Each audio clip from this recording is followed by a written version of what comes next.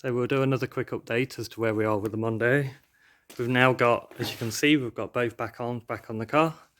New springs, new shocks. All of the bushes have been changed in every single part. This side's still missing the top and bottom control arm, which are on the floor ready to be fitted. We just ran out of time today. This side's all fully built up, just needs tightening up. Brake pipes are missing, so are the calipers and brakes.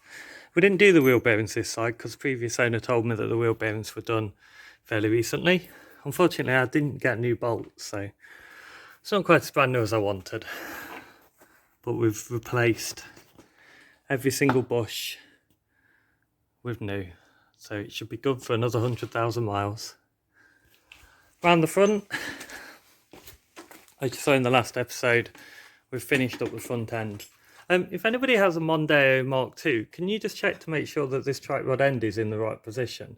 I think it can only fit this way round, but this side said left, the other side says right. So they're actually the wrong way round based on the markings.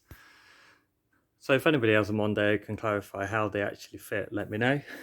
New bottom arm, new drive shaft, new brake pipe, new steering rack.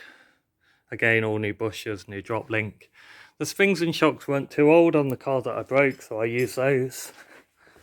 And then today we've built this side up the same. Again, new brake pipe, ready for the brakes to go back on. So as you can see, we're not far away from this car being a roller. And then we can add all the fluids, finish the bodywork off, and finally get it in for an MOT. If you've enjoyed my video, then please like and subscribe, and I'll see you next time. Goodbye.